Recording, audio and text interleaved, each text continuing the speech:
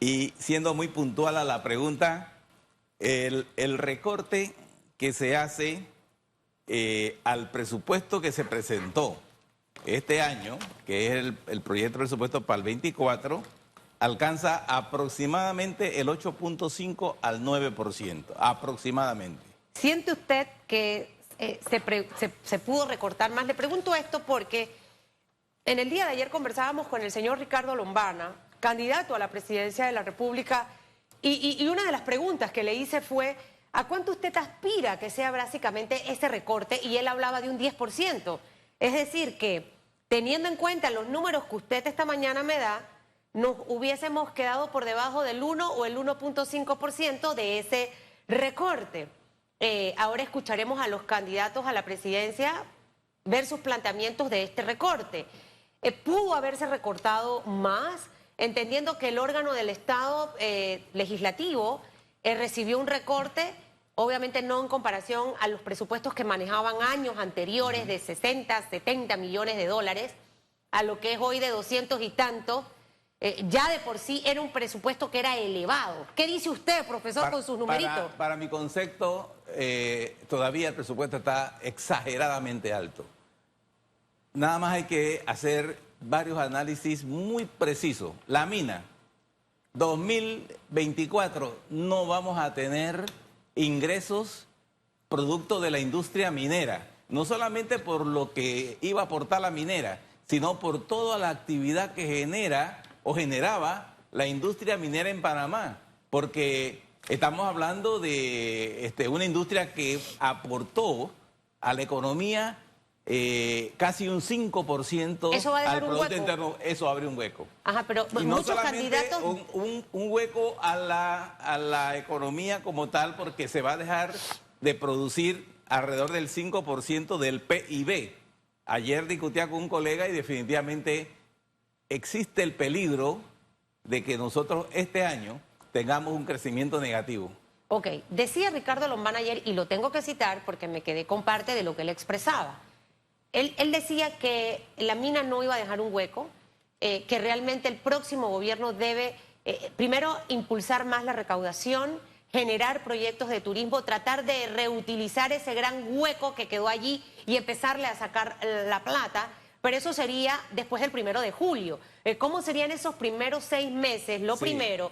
Y lo segundo, ¿a qué porcentaje, siendo usted un hombre de números, hubiese aspirado a ese recorte presupuestario cuando usted dice que se pudo haber recortado más? ¿De qué porcentaje estamos hablando? Mire, ¿20, 25%? Mire, es por eso que las matemáticas son sencillas. O sea, si nosotros vamos a ser impactados por la industria minera que no va a estar aportando en este 24, hay que ver lo que aportó la industria minera en el 2023 y ese porcentaje lo tienes que rebajar del próximo año porque no se recupera a corto plazo la ausencia de un ingreso de una industria que ya tenía 25 años de estar en Panamá. O sea, el que dice que eso se va a recuperar a corto plazo no tiene idea de lo que significa el impacto negativo de cerrar una industria, cualquiera que sea, minería, puede ser una industria de la construcción, cualquiera que sea. Entonces, recuperar eso, tenemos que ser muy creativos. Yo siempre lo he dicho, la creatividad es la que va a garantizar para los próximos años de que nosotros podamos ir recuperando poco a poco la ausencia de lo que aportaba la minería al Producto Interno Bruto y al presupuesto general del Estado, porque la minería también contribuyó al presupuesto general del Estado. Ese ingreso no lo vamos a tener en el 2024. Allí había que tomar en consideración ese recorte, primero. Segundo, los aportes del canal. Todos estamos escuchando de que el canal tomó una decisión de bajar los tránsitos. Eso al final, ¿en qué se va a traducir? En menos ingresos para el Tesoro Nacional. Eso hay que tomarlo en consideración. No podemos especular. Especular significa adivinar lo que va a pasar para el 2024. Nosotros tenemos cifras reales que tenemos que analizar el día de hoy. Otra cosa que es muy importante, el otro año es un año de actividad electoral. Todos sabemos que en los años electorales la actividad económica de un país se detiene o baja su ritmo de desarrollo y eso disminuye también la actividad económica del país. ¿De qué porcentaje Hay que tomarlo en consideración. Profesor, le interrumpo, ¿de qué porcentaje usted estaría pensando en un recorte? 8.5% para su juicio o casi 9% es muy bajo. Sí. ¿Cuál hubiese sido el recorte aquí se le ha dado real? Otro elemento que voy a mencionar. Aquí se le ha dicho al gobierno, señores, ya está bueno de los subsidios. Revisemos los subsidios porque allí nosotros estamos desviando fondos que verdaderamente están afectando el presupuesto general. Ahí debió recortarse. Debió recortarse. ¿Cuál es su margen de recorte? Otro elemento. No me quiere decir es que tú tienes que tener primero la data para poder decir, bueno, este es el porcentaje. Sumemos para que vea que los porcentajes son matemáticas, ¿verdad? Se dijo de que habían presupuestos excesivos, como en la Asamblea, 50 millones. Señores, no le han rebajado nada. Bueno, el Ejecutivo dice que el recorte... 50 millones no es nada con relación a lo que tenían ellos anteriormente. ¿Y por qué ese aumento? ¿De cuánto debió ser el recorte en el órgano legislativo? Porque el Ejecutivo habla de más de 50 millones de recortes a la Asamblea, y la Asamblea en su momento solicitó 206 millones de dólares. Históricamente tenemos el presupuesto de la Asamblea y entre 50 y 75 millones es un presupuesto que ellos han manejado casi en los últimos 20, 30 años. ¿Por qué ahora tienen un presupuesto que lo duplica? Claro. ¿Qué están haciendo? Si ellos están para hacer leyes, no para administrar fondos del público. Okay. Entonces, tenemos que revisar esas partidas que se le dan ahí. ¿Cuál más? Lo de la descentralización. Todos sabemos que ahí se ha jugado con esos dineros y se han mal utilizado los dineros. Porque están las comunidades, el problema de agua, el problema de la basura, el problema de las calles. Entonces, ¿qué están haciendo con los fondos de descentralización? Señores, ahí tenemos manejos irregulares. Exoneraciones, incentivos. Entonces, yo diría que incluso hablar de un 15% es todavía poco, porque nosotros no podemos... Mire, el año pasado, y aquí están las publicaciones, por eso las traje, el año pasado en el primer semestre ya teníamos 3.3 de déficit presupuestario. El presupuesto del año pasado eran 27.000 millones de dólares y hubo que conseguir financiamiento para cubrir los 27.000 millones. ¿Qué nos espera para el próximo año cuando ya tenemos varios elementos que inciden en los ingresos del gobierno? Entonces, vamos a tener un déficit mayor que lo que tuvimos en el 2023. ¿Cuál sería el panorama real, entendiendo, profesor Olmedo Estrada, que a partir del 1 de julio puede entrar Ricardo Lombana, Rómulo Rux, Martín Torrijos, Zulay Rodríguez, Maribel Gordón, Ricardo Martinelli, el señor Melitón Arrocha, espero que no se me quede ninguno, y obviamente le va a tocar enfrentar esa realidad de un recorte de presupuesto? Entonces, si fuésemos responsables, usted habla de que un 15% todavía a su juicio es poco, un recorte quizás del 20% pudiera ser manejable para los primeros 6 meses de la administración actual y los próximos 6 meses de la nueva que entraría a regir. Mire, definitivamente que los primeros 6 meses, lo acabo de mencionar, este año el gobierno registró un déficit de 3.3%, incluso por arriba de lo permitido por la ley de responsabilidad fiscal. Entonces, y mire, este año nosotros hablábamos de un crecimiento de 6.5%, que con las manifestaciones y los cierres estamos en tela de duda que lleguemos al 6.5%, porque diciembre puede ser muy bueno, maravilloso, excelente, pero recuperar 2 meses de cierre no es fácil. No es fácil. Pese a este cierre, la CEPAL y otros organismos internacionales pronosticaron un buen desarrollo de la economía del país para el próximo año, pero usted ve un escenario distinto. Usted que está en territorio panameño, un escenario difícil. No sé usted cómo analiza el tema de la deuda pública que va a heredar el próximo gobierno, tomando en cuenta que una de las primeras críticas del presidente de la República, Laurentino Cortizo, cuando asumió el poder, fue cuestionar el manejo de los recursos por parte de los 2 últimos gobiernos, es decir, el gobierno de Ricardo Martinelli y el de Juan Carlos Varela. Pero si analizamos con lupa el manejo de las finanzas públicas y la deuda, este ha sido el gobierno que más ha endeudado al país. sea, las estadísticas no Si no mienten. las puede, por favor. No mienten, las estadísticas no mienten, aquí están, ¿verdad? ¿A cuánto asciende al día de hoy la deuda pública de la República de Panamá? 47.406 millones de dólares. ¿Por qué aumentó en el presupuesto el pago del servicio de la deuda? Porque, señores, hemos incrementado de manera exagerada la deuda. ¿Y por qué? Porque no hemos sido disciplinarios en el manejo de la finanza. Porque cuando hay déficit fiscal, en teoría económica se dice, hay dos alternativas. Una, la contención del gasto. Jamás se ha hecho contención del gasto público. Y ahí estamos pagando las consecuencias. No hicimos contención del gasto y mucho menos vamos a hacer incremento de los impuestos, porque Sí. ningún gobierno quiere ponerse la soga al cuello No. poniendo Y menos nuevos entrando. impuestos. Y menos Ahora, en esta época. En el primer trimestre de este año, profesor Olmedo Estrada, está la expectativa de lo que ocurra con las calificadoras de riesgo y si Panamá pierde o no el grado de inversión. Los expertos en economía, porque no soy experta en economía, han señalado aquí en este estrado de radiografía que lo más probable es que perdamos el grado de inversión, específicamente el detonante de la mina, pero ya veníamos con otros elementos que nos estaban alertando precisamente del cuidado que deberíamos tener en torno a este tema. Mencionaba también el día de ayer el señor Ricardo Lombana que el grado de inversión no iba a definir el futuro económico del país.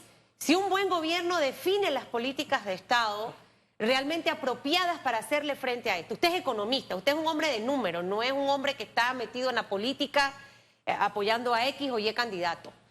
¿Esto es factible? Si Panamá pierde el grado de inversión, ¿cuáles serían los retos que como país vamos a enfrentar?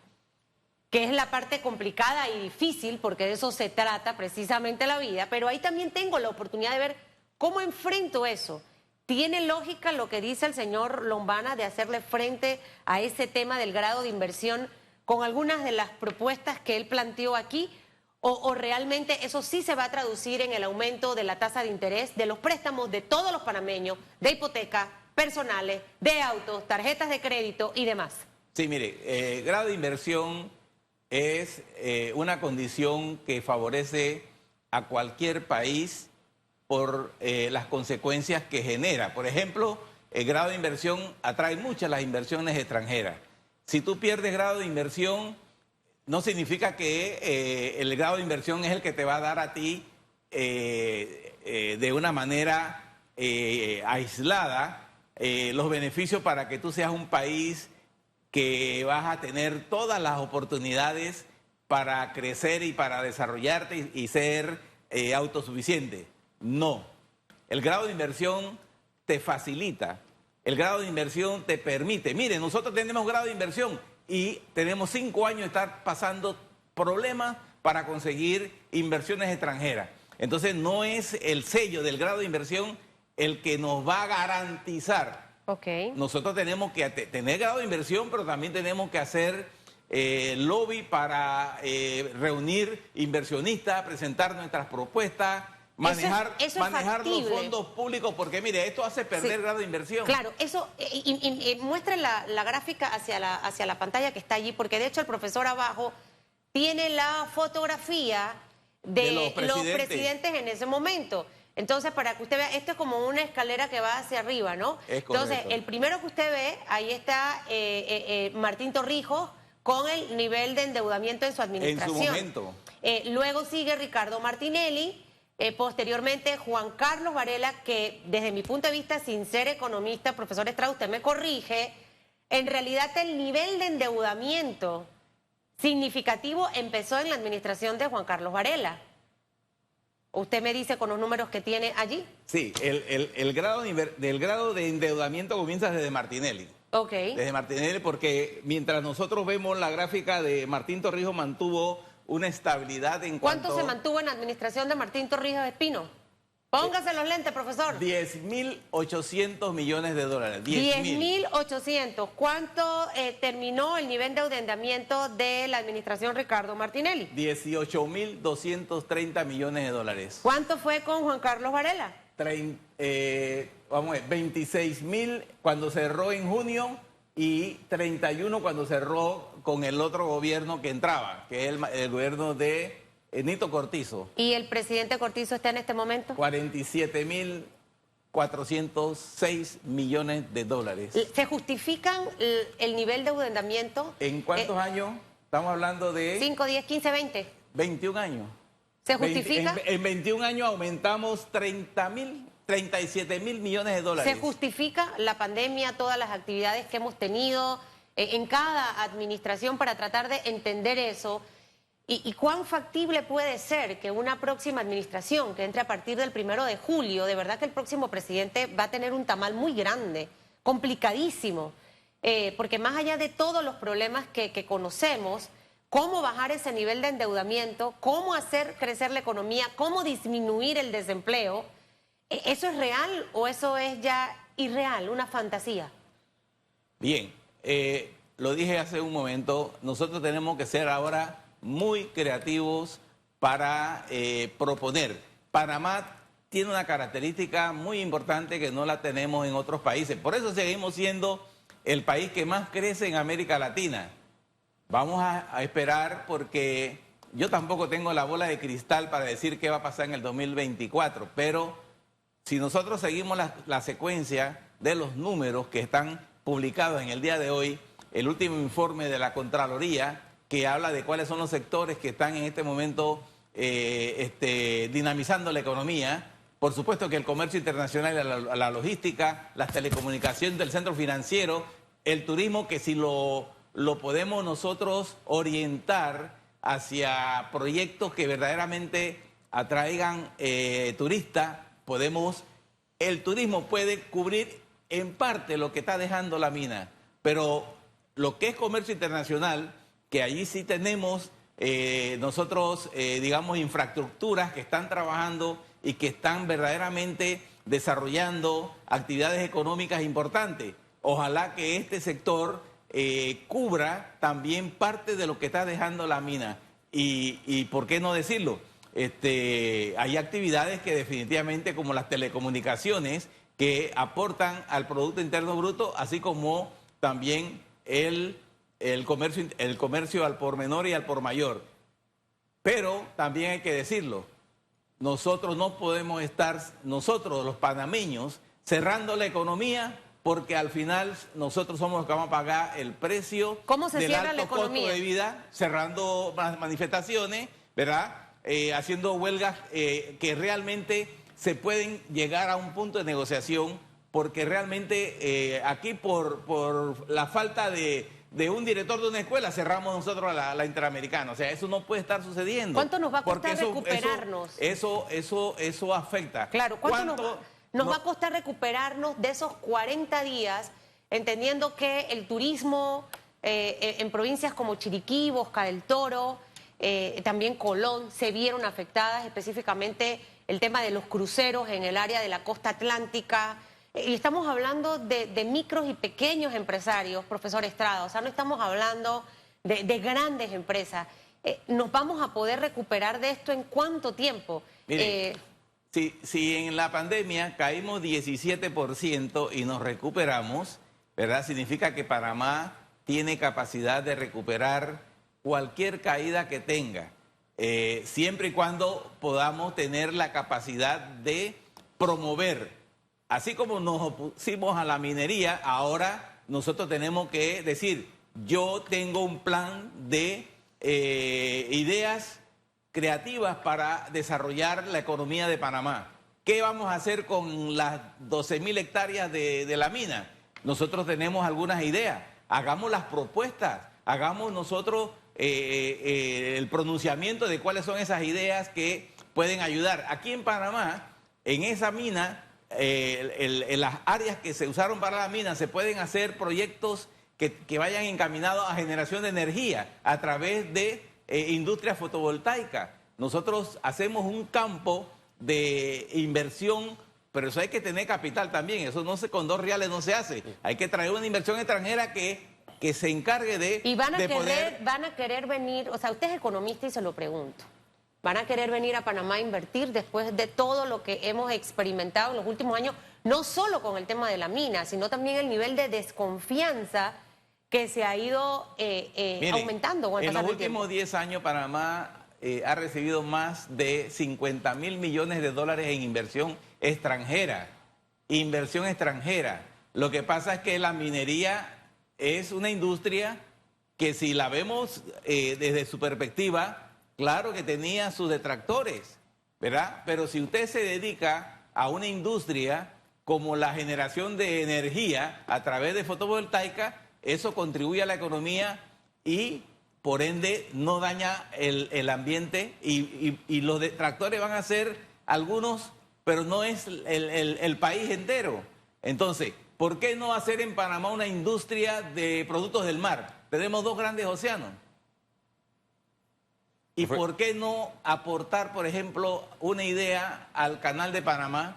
Nosotros estamos hablando de que el Canal de Panamá es nuestro principal activo, pero aquí no se habla de que nosotros con 2 grandes océanos podemos convertir el agua salada en dulce y tenemos agua para abastecer el canal para los próximos 50 años.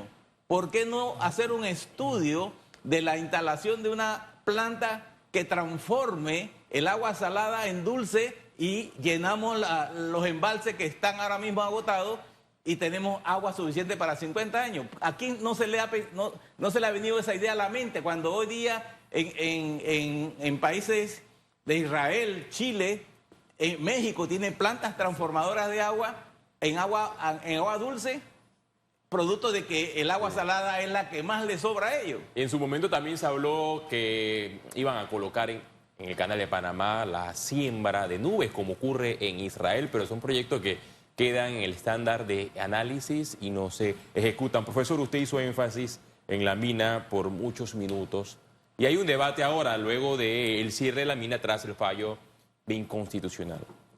¿Debe el Estado encargarse de la actividad minera, o usted de la tesis que cuando el Estado mete sus manos en proyectos como estos, fracasa, que no los ejecuta como la empresa privada? Mire, yo he dicho aquí que nosotros tenemos la capacidad de administrar la empresa más eficiente y más moderna de América Latina, que es el Canal de Panamá. Ahí lo demostramos. Incluso he dicho que así como administramos el canal, debemos administrar la Caja de Seguro Social, que es otro de los problemas serios que tenemos en este país. Y por supuesto que lo que se vaya a hacer en esa industria de la minería debe ser administrado como se administra el Canal de Panamá. Empresas que verdaderamente van a administrar ese recurso en beneficio del país, logrando ser rentable y aportando a la economía nacional. Como ocurre, por ejemplo, en Chile, donde el Estado también juega un papel importante en la actividad minera. Pero bueno, la ciudadanía salió a las calles, rechazó el contrato entre el Estado panameño y Minera Panamá, y creo que la opinión pública no sé si estaría de acuerdo que el Estado administre la actividad minera. Me gustaría también que usted haga énfasis en el tema de la deuda pública que asciende a los 47.000 millones de dólares. Cuando un panameño adquiere un préstamo para comprar un vehículo, lo paga en 7 años. Ese es el cálculo que hace el banco. ¿En cuánto tiempo podríamos pagar esta deuda de 47.000 millones de dólares? En su momento yo lo dije, si nosotros seguimos endeudando el país, va a llegar el momento que nada más los intereses que hay que pagar anualmente nos van a asfixiar. Sí, sí. Y ya lo están haciendo, porque nos están quitando más de 1.000 millones de dólares del presupuesto que se puede utilizar invirtiendo en infraestructura, hospitales, escuelas y muchas necesidades que hay en el país. Pero lo estamos pagando ¿en qué? En intereses. Porque, ojo, por eso es que aquí hay cualquier cantidad de demandas en los tribunales por malos manejos de los fondos públicos, porque fueron dineros que se utilizaron de manera de corrupción. Claro. Y ahí están las demandas. Lo que pasa es que en este país todavía esas demandas pueden durar 40 años más y la deuda... Algunas demandas sí avanzan, profesor Estrada. Bueno. Otras demandas no. Mire, esto es tan sencillo de explicar lo que es como la economía del hogar de uno. A medida que usted se va endeudando, mucha gente tiende a endeudarse, llega un momento que pierde la capacidad de pago porque no tiene los ingresos para poder hacerle frente a todos esos compromisos. Y lo principal es que usted en casa usted va definiendo. Ahorita puedo comprar este carro, ahorita puedo comprar esta casa, ya termino de pagar. Y es más o menos cómo deben administrarse las finanzas. Muchos dicen la plata en el banco ahorrada tiene sus pros y sus contras. Hay que ponerla quizás a generar para que eso le traiga inversión. Ojalá que realmente todos los aportes que damos en esta mesa sean tomados. Hay muchos candidatos, profesor Estrada, usted ha dado valiosas ideas esta mañana que pueden ser tomadas en cuenta para ese crecimiento económico que necesita el país para que llegue a todos los ciudadanos. Que tenga una feliz fiesta, como bastante arroz con guandú.